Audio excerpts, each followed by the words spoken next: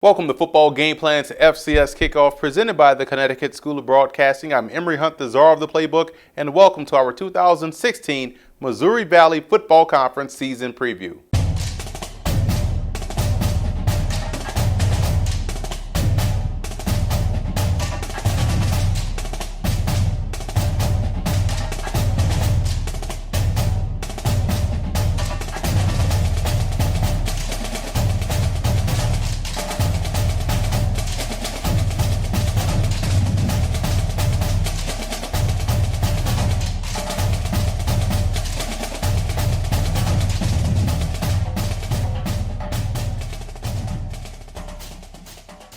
The Missouri Valley is widely considered to be the best football conference in the FCS. They are home to the five-time national champion North Dakota State Bison, and that's 5 consecutive FCS titles. To be honest, that leads us right into our key storylines to watch out for as we enter the 2016 season. Can the Bison win an unprecedented 6 straight national titles? That's the biggest question many of the Bison faithful have entering the season. And normally, when a team loses a championship-winning quarterback like the Bison have in Brock Jensen and now Carson Wentz, you're always hesitant about the incumbent. But they got to see a lot of Easton Stick last year, who went 8-0 in Carson Wentz's absence. So the thought process is a little bit different as they head into the season. This team has had a target on their backs for 5 years now. So of course, they are heavy favorites to not only get to Frisco, but win it again. How many teams can the Missouri Valley Football Conference get into the playoffs? Last year, this conference put 5 teams in the playoffs: North Dakota State, Northern Iowa, Western Illinois, and Illinois State, and also South Dakota State. All 5 teams are definitely in the mix once again. But this year we may not see 5, as I think across the country there are some really good teams and conferences that may steal 1 or 2 spots from the Missouri Valley Football Conference this season. Will the Missouri Valley Football Conference become FBS slayers this year? That's the hope, right? There are some big and, to be honest, some winnable games between the Missouri Valley Football Conference and their FBS opponents this year. North Dakota State plays Iowa. Northern Iowa plays Iowa State. Southern Illinois plays Florida Atlantic. And Illinois State plays Northwestern, amongst others. Now, you can make a really good case that the Missouri Valley Conference will probably split these 4 contests. Are the Penguins ready to rebound? This will be the second year in the Bo Pelini era. They're coming off a 5-6 record where, after they nearly upset Pitt, they won 3 straight games before going 2-5 down the stretch. The hope is that the second year in the system, along with a very good and athletic defense, will help the Penguins get back to the playoffs and stop those late season collapses that has plagued them the last 3 seasons. There's a new quarterback on campus in Carbondale, Illinois. The Salukis got a big-time transfer in quarterback Josh Strawn, and Strawn transferred from Stillman College, who dropped football recently. He sat out 2015 with an injury, but in 2013 and 14, he amassed over 5,400 yards passing and 50 touchdowns. He was a 2-time All-SIAC performer and All-American. So getting a guy of this caliber in that offense definitely gives the Salukis a thrower's chance this season.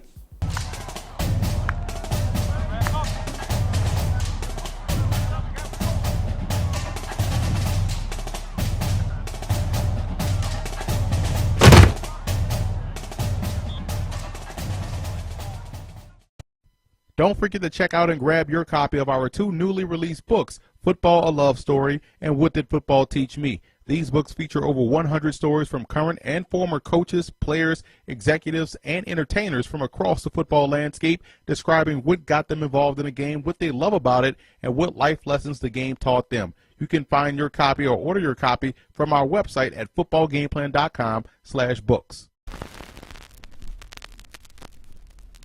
I think the FCS is really, when you look at it, it's the perfect model for football. Okay, in that, as a coach, number one, you deal with Division I. It's great. You deal with a high level of athlete. In our case, you deal with a high level of student. It's extremely competitive football. It's a great environment, but it's also doesn't have some of the trappings that the bigger levels have as far as the business and the money of things. But it's pure football. And as a coach, that's what I like is it's about the football. And I think the way we determine our champion is the best playoff system in all of sports. And I think that you can never argue with who the national champion is at the FCS level. And it's just top to bottom the most competitive bracket of playoff sports there is in any of the sports. So, if you like the action, I think the quality of play is extremely high. I think the quality of person is extremely high. I think there's some great coaches at our level, and it's attainable to fans too. It's also, you come to an FCS game, you have a little bit more of a close experience to the players. And in our case, the players meet the people in the town. It's right there. They're not kind of like these pros in waiting. You can reach out, you can touch them, you can meet the coaches, you can do that stuff. It's just enjoyable football at a real high level still.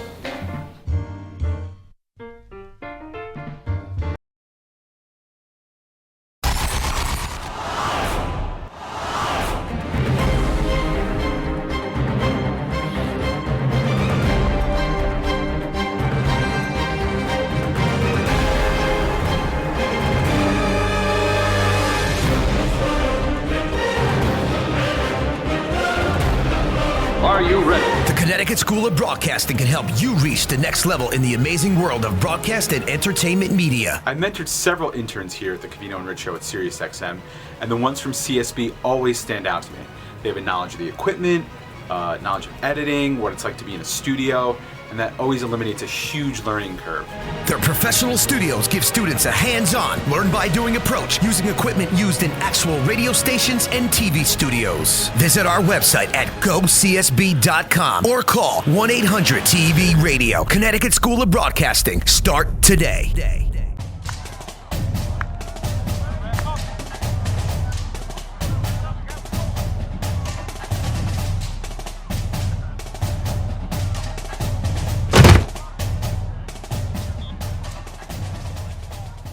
Welcome back to the FCS Kickoff presented by the Connecticut School of Broadcasting as we are previewing the Missouri Valley Football Conference. When you are considered the best conference in the FCS, every week is filled with big games. But here are some of the games on this schedule that you definitely want to see and stand out to me the most.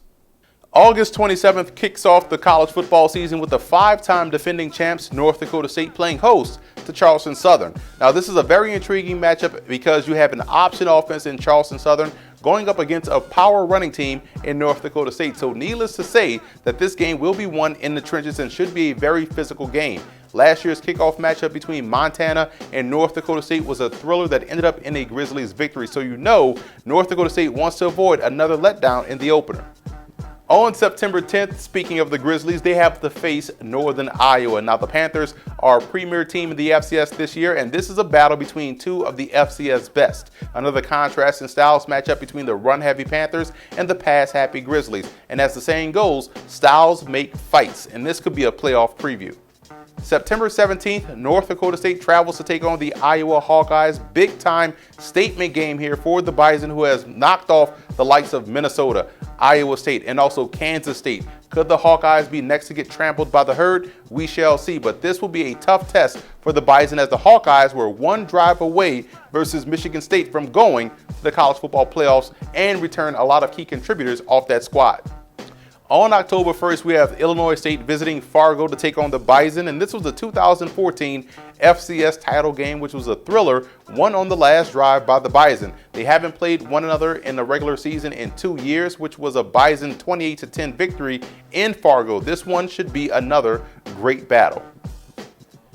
And finally, October 29th, Western Illinois travels to South Dakota, and this is an intriguing game as former Leatherneck head coach Bob Nealon stepped down as head coach after coming off winning Missouri Valley Football Conference Coach of the Year to take the job at South Dakota. Nealon has a great reputation for building up programs and was able to get Western Illinois into the playoffs last year, so leaving an up-and-coming squad to take over a team that's within the same conference is very intriguing and thus makes this game even more interesting. We'll take a quick break and be back with a look at some of the conference superlatives.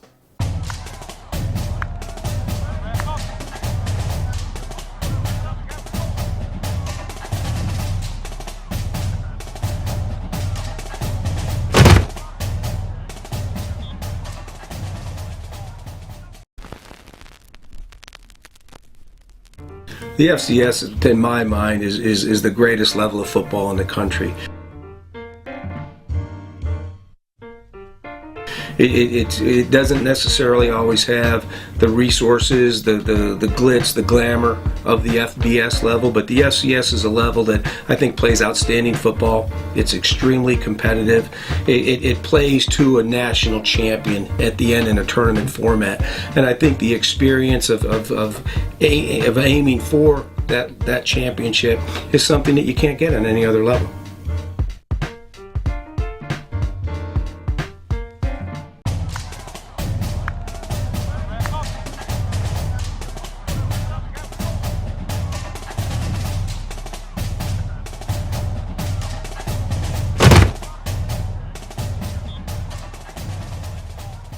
Welcome back to the FCS Kickoff presented by the Connecticut School of Broadcasting. I'm Emory Hunt, the czar of the Playbook, and we've talked about how strong of a conference the Missouri Valley is, and in order to achieve that strength, the teams have to be good and you have to have very good players. Well, the players that have made our 2016 preseason All-Missouri Valley Conference football team, 11 of them are preseason football game plan FCS All-American. So without further ado, here are our preseason All-Missouri Valley performers. Quarterback Aaron Bailey was very efficient as a passer, but his damage is done on the ground. The 6'2", 226-pound quarterback rushed for 1,300 yards last year, 19 touchdowns, which put him second in the conference. All three backs in the backfield, King Frazier of North Dakota State, Jody Webb of Youngstown State, and Brady Tibbetts, the fullback out of Illinois State, play an integral role in their team's rushing success. Frazier, in my opinion, has pro potential. Along the offensive line, you see two Redbirds in Mark Spellman and Kyle Avaloy. And Avaloy was a preseason football game plan All-American and helps lead a Redbird offense looking to break in a new quarterback and tailback this season. Jacob Judd and Zach Johnson are also fellow preseason All-Americans. They get a ton of movement up front in the running game. Moving over to the defensive side of the ball and along the defensive line, you'd be hard-pressed to find better talent and production. Cole Langer of South Dakota State is the only member up front that wasn't a preseason football game plan All-American, and he's coming off an outstanding junior year where he accumulated 43 tackles, 10 TFLs, and 4.5 sacks. The second level features some really good athletes like North Dakota State's Nick DeLuca and Dylan Cole of Missouri State. The duo combined for 22.5 TFLs last year, and both are excellent in the open field. Strong secondary on this list as well, as I'm a big fan of Youngstown State's Leroy Alexander's game. The 6', 195-pound corner picked off 4 passes last season, bringing one back for a touchdown. South Dakota's Tyson Graham is a big-time free safety that intercepted 4 passes and was second on the team, the second leading tackler on the team, with 71, 41 of which were solo stops. Now, the specialists have a lot of talented youth as well, as we have 2 sophomores make the list, and kicker Zach Kennedy of Youngstown State and return specialist Paul Anderson of South Dakota. Anderson racked up over 700 yards in kickoff and punt return yards, while Dion Holloman of Missouri State was an all-purpose dynamo for the Bears as he finished 2015 with over 460 yards on kickoff returns, averaging 23.4 yards per.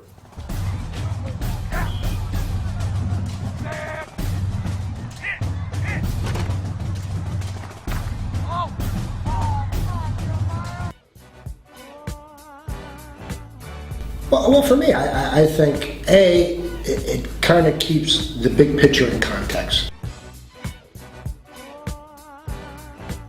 So if you're looking, especially in our league, where you're looking at student athletes being reflective of the student body and the mission of the institution, I think our league does that great. And just as importantly, there's some premier players, premier programs. It's an exciting level. It's traditionally very wide open, unpredictable. It's certainly not stale. It's on the cutting edge of an awful lot of things. And I just think it's a very entertaining level of football that is played by some very, very talented student athletes that have just kind of chosen a little bit different path as they try to balance their professional career in addition to their football future. And I can't speak for everybody, but an awful lot of our players have aspirations of playing on Sunday, but want a really good backup plan in case that doesn't work in the workforce. And so it's really it's reflective of everything that you want, of really good football, cutting edge offense and defense, unpredictability, people that are reflective of student bodies, and I think it's probably at its zenith of popularity and talent.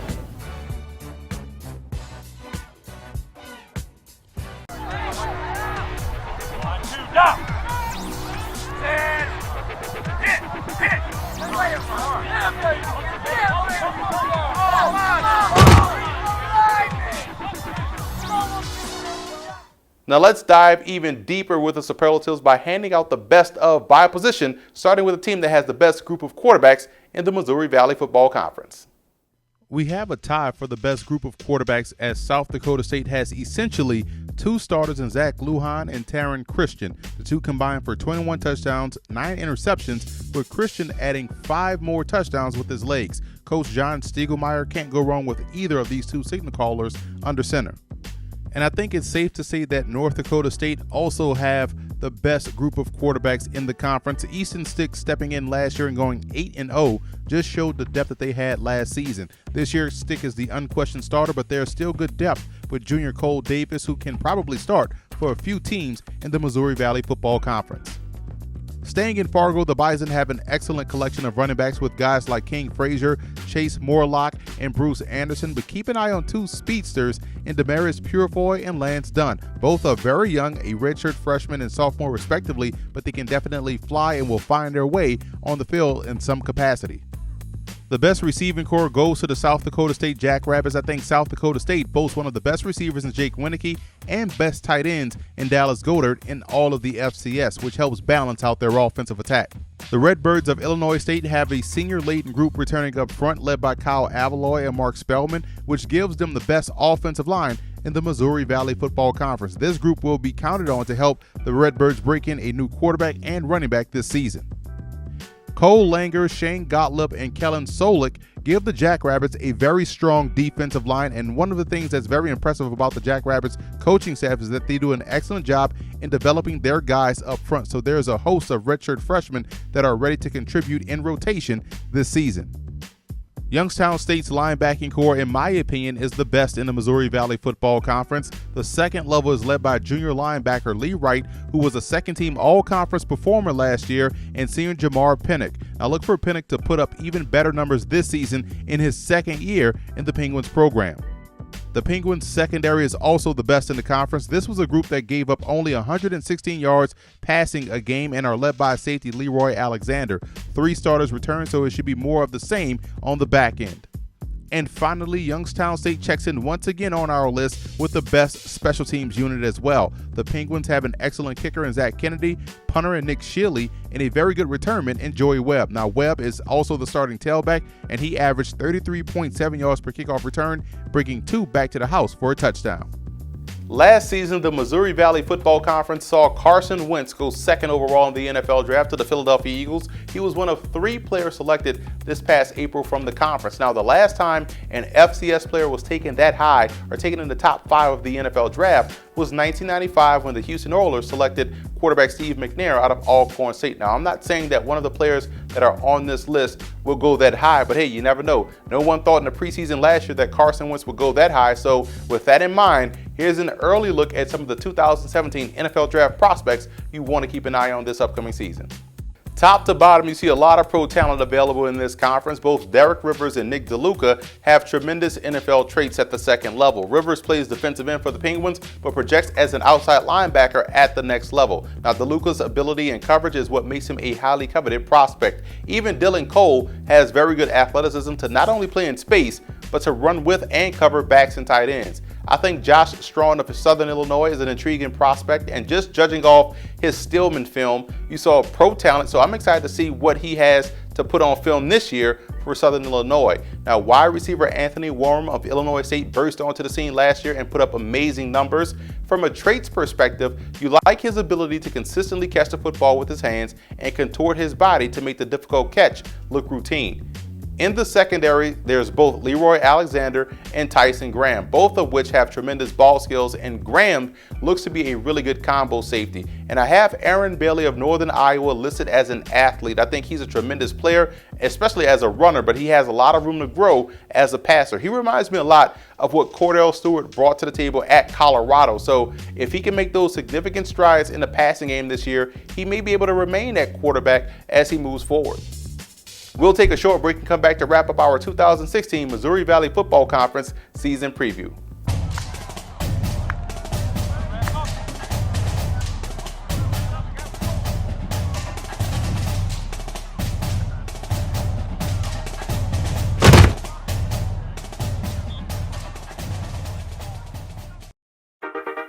New York City is the largest market for broadcast media.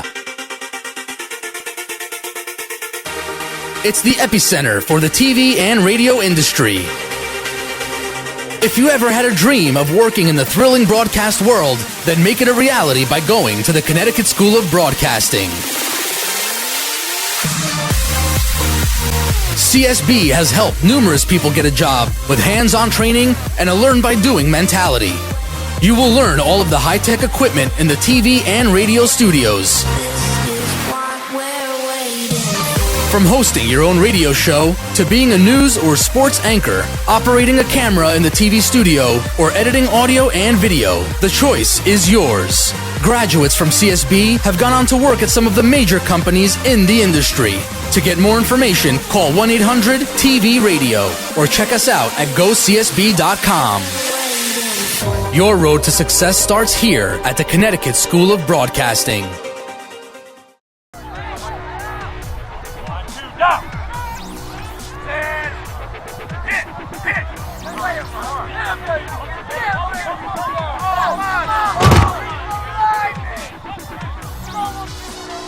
Welcome back to the FCS Kickoff presented by the Connecticut School of Broadcasting. I'm Emery Hunt, the czar of the Playbook, and it's prediction time for the Missouri Valley Football Conference. So let's just jump right into it to find out how we think this conference will play out this season. At number 10 are the Missouri State Bears. Coach Dave Steckel played a ton of youth last year, which was both good and bad. The bad part was that they went 1-10, 0-8 in the conference. The good part is that they gained a ton of experience and now enter 2016 with an experienced group with a lot of starters returning. The hope is that their offense will fare a lot better as a result, which in turn should help out their defense led by all-conference linebacker Dylan Cole. I think the Bears will be a much better team than last year, but they are a year away from being serious players in the Missouri Valley Football Conference. Next are the South Dakota Coyotes, who look to have two of three aspects to win a football game this year: their offense and their special teams. I like what they have in quarterback Ryan Sager, and in the backfield, the kicking and return game can set them up very well also. But the question for new head coach Bob Nielsen is whether or not the defense can be consistent enough from week to week. There are some pieces to work with on that side of the ball, like safety Tyson Graham, but he'll need help from their defensive line because if they can't get pressure, they'll struggle as a whole. If they can get those front seven questions answered early, they could definitely rise in the standings. I think Southern Illinois will be better than many people think. Offensively, I believe they have a gem in quarterback Josh Strawn, who should put up some great numbers this season. The defense was a question mark last year, and now they're moving to a 3-4 defense, so they'll have 7 starters returning, but learning a new scheme and philosophy could lead to a slow start. Again, I think their offense will be able to score a lot of points, and they'll need each and every one as they open up versus Florida Atlantic, Southeast Missouri State, Murray State, and Northern Iowa. There is a ton of optimism this year as the Sycamores returned 15 starters off a team that finished 5-6 last season. The hope is that last year's misfortune of injuries did some good in helping them build depth across the board. Where the Sycamores can hurt you is on the perimeter on both sides of the ball. Quarterback Matt Adams should once again be amongst the conference's best. The concern is in the trenches. 43 sacks given up by the offensive line and a defensive front that loses its top defensive lineman and edge rusher. That alone gives you a slight cause for pause on the Sycamores heading into 2016. Western Illinois is probably the most experienced group in the Missouri Valley Football Conference. New head coach Charlie Fisher has to like that aspect of a team that's also coming off a playoff appearance. The Leathernecks have 17 starters returning, and Coach Fisher's challenge this year will be to get the Leathernecks offense to be much more consistent and the defense to be much better situationally, which includes third down defense and inside the red zone. The hope is that with veterans returning in key spots, they'll be better and much more cohesive as a whole. I think you'll see Western Illinois' defense slightly improve, which will place them once again dab smack in the middle of a playoff berth. The Illinois State Redbirds check in at number 5, and why I'm still high on the Redbirds is that they'll be strong along the offensive line at receiver, and despite losing Trey Roberson, they'll be fine at quarterback with Jake Kolb. The reason why they're 5th is due to the questions on the defensive side of the ball. The hallmark of the last 2 seasons for the Redbirds has been their defense and running game. Well, they're replacing key starters within the front 7 and also replacing All-American tailback Marshawn Coperidge. If their defense can't gel quickly, they'll find themselves in a lot of shootouts in the Missouri Valley this season. But never count out a Brock Speck head coach football team, as they'll somehow find a way. At number 4 are the South Dakota State Jackrabbits. The old football adage goes, if you have 2 quarterbacks, you have none. But in my opinion, that's not the case here, as both Zach Lujan and Taron Christian can ball. They'll be just fine with either quarterback, as their receiving core, backfield, and offensive line is intact. The strong defensive line led by Cole Langer gives head coach John Stiegelmeier a good foundation to work with, because where the questions are, they lie within the second and third levels of this defense. This is a conference where your perimeter defense has to be able to excel, and if you can't generate pressure, that second and third level will be even more exposed. You'll start to see them settle in around the midway point of the season and find a way to make their 6th straight FCS playoff appearance. This may be a surprise to some, but I think Youngstown State is on the come up. This will be the second year in Bo Pelini's system, and they have a bevy of talent at the skill positions. The big key to their success will be quarterback Trent Hosick, who transferred in from Missouri and should help enhance the passing game. Defensively, the Penguins are led by tremendous defensive end Derek Rivers, and they'll be really good at all 3 levels and could challenge for the conference's best defense this year. Their special teams is solid as well, so all things considered, I think they'll be able to break their playoff drought. Now, how far they go could depend on how quickly Hosick can pay dividends. The Northern Iowa Panthers check in at number 2, and the Panthers' strength is their ability to dominate both sides of the line of scrimmage and with their running game with the help of dual threat quarterback Aaron Bailey. Offensively, you want to see Bailey make significant strides as a passer, because that'll really transform this offense. Defensively, they are really good up front but have some slight questions everywhere else. Not enough questions to where they won't be in the hunt for a national title, but enough questions to where they may find it tough to finish first in the Missouri Valley Football Conference. Which leads us to the North Dakota State Bison at number 1. Recruitment and development is what keeps this program going. It's great to recruit players, but you have to be able to develop them within your program. Otherwise, it's all for naught. This is why North Dakota State is able to reload and not rebuild each and every season. This year, they get a valuable returning starter in quarterback Easton Stick. The sophomore stepped in last year and tossed 13 touchdowns to only 4 interceptions, and also finishing with nearly 500 yards on the ground en route to an 8-0 record. The Bison are really good up front on both sides of the ball, and they are very athletic within the second level. I think the only question mark may be in the secondary, which can be aided with a strong pass rush, which is something that they definitely have. So all signs point to the Bison making a return trip to Frisco. It'll be interesting to see how the road changes to get them there.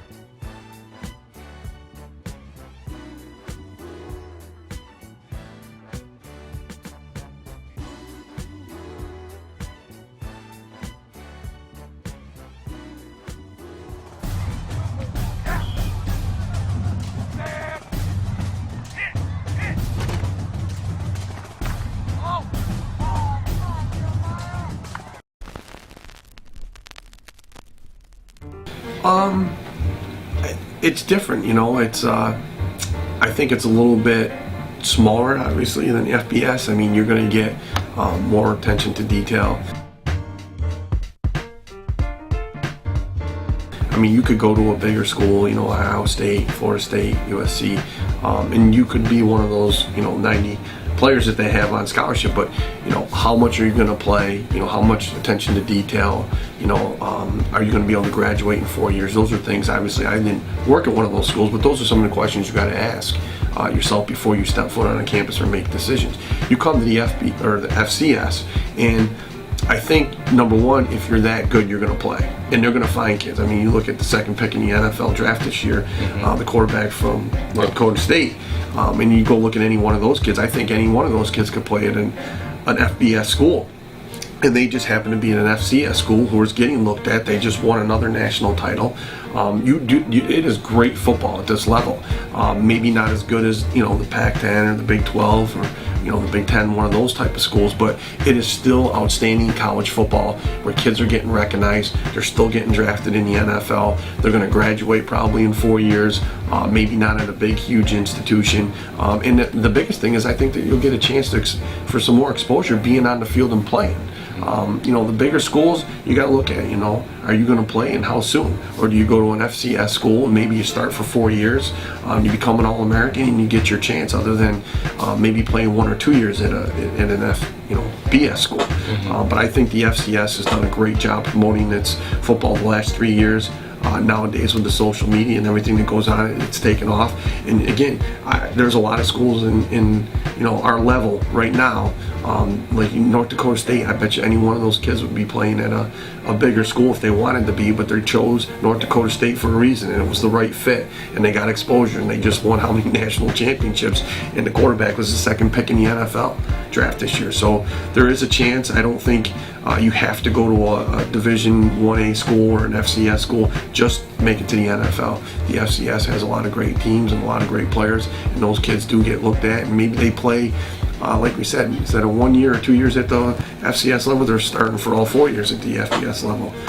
You look at some of the schools in the Northeast this year, Harvard, Dartmouth, Villanova, New Hampshire. I mean, all those schools have been in Fordham. I mean, they've all been in the playoffs, and they've all had kids that got drafted or have played. They've had a successful, New Hampshire's been in the playoffs, I think, 11 years in a row or 12 years in a row, and Villanova, same thing. I mean, those are great schools academically. Those kids graduate in 4 years, and they played for 4 years and made a name for themselves and got themselves in position. So I think the FCS is doing a great job of what they're doing in terms of promoting our level of football, and I just hope it continues that way. And I think when kids step on some of those campuses and see what's in front of them, that they're a little shocked, and they can be very happy at a school like that as well.